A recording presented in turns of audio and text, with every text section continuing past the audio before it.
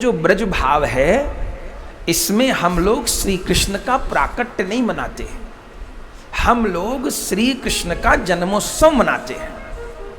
ठाकुर प्रकट तो हो चुके, नहीं तो रक्षाबंधन से बधाई गान कैसे होगा। अपने ब्रज में रक्षाबंधन से बधाई गान शुरू हो जाता है, तो क्यों हो जाता है? हम लोग ये नहीं मना रहे कि भगवान प्रकट होंगे, हम ये मनाते हैं कि ठाकुर जी का जन्मदिन आया है, लाला की बरसगांठ आई है, तो बरसगांठ का उत्सव मन रहा है। तो बरसगांठ में उदय तिथि में अष्टमी देखनी चाहिए। अब जो केवल प्राकट्य मनाते हैं तो वो भले 6 को मनाएं, पर ब्रज भाव के अनुसार 7 सितंबर गुरुवार को ही जन्माष्टमी के व्रत का पालन करना चाहिए, क्योंकि सूर्य उदय के समय और अपराह्न काल तक भी अष्टमी नहीं है। तो 7 तारीख को जन्माष्टमी का व्रत करना चाहिए और सवेरे ठाकुर जी का अभिषेक कर ले। सवेरे अभिषेक करना चाहिए। अपने यहाँ भी जो उत्सव है, पहले तो 6 तारीख को रात को 7 से 10 बजे तक अधिवास है, फिर जन्माष्टमी को 6 बजे से नाम प्रारंभ है 100 दिवसीय, फिर 10 बजे से 1 बजे तक पंचामृत अभिषेक, फिर रात्रि को 8 से 12 उत्सव, फिर रात्रि को जागरण, फिर सवेरे नंद उत्सव, उत्सव ही उत्सव।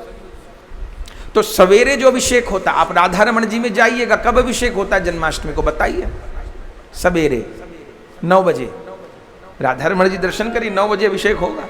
सब ठाकुर जी का सवेरे होता है। कारण क्या है? ठाकुर जी प्रकट हैं, आज उनका जन्मोत्सव है, तो सवेरे जो अभिषेक होता है वो किस भाव का अभिषेक होता है कि आज जन्मदिन आया है, तो जसोदा मैया नहला रही है लाला को, तो सवेरे अभिषेक करना चाहिए। तो सवेरे 7 तारीख को अष्टमी भी प्राप्त होगी और रोहिणी नक्षत्र भी प्राप्त होगा। ठीक, अच्छा, फिर सवेरे से व्रत धारण करिए।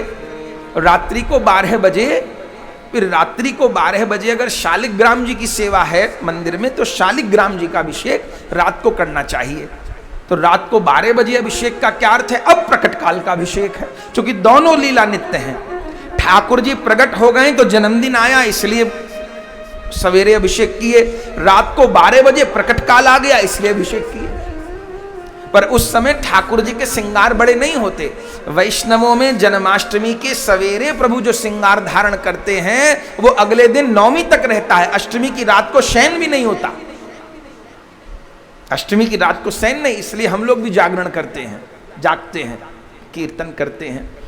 फिर सवेरे नंदोत्सव होता है, तो सवेरे नित्य लीला का अभिषेक है। अभिषेक करके प्रभु को वस्त्र धराइए, तिलक बधाई गान। फिर रात को 12 बजे फिर ठाकुर जी का नहीं, शालिग्राम जी का कर लीजिए अभिषेक। और शालिग्राम जी नहीं है तो रात को 12 बजे ठाकुर जी को तिलक और आरती इतना कर लीजिए 12 बजे, क्योंकि आविर्भाव काल है। और फिर जो है अगर जितनी देर जागरण कर सके करिए। 4 रात वैष्णवों के जागने की हैं, जन्माष्टमी की रात्रि, दीपावली की रात्रि, शरद पूर्णिमा की रात्रि और प्रबोधनी एकादशी की रात्रि। अपने यहाँ 4 रात्रि को जागरण होता है। जाग करके मंत्र जप, नाम कीर्तन, अलग अलग तिथियों पे रास पंचाध्यायी, इस बार सहस्त्र नाम, सब संपन्न होता है।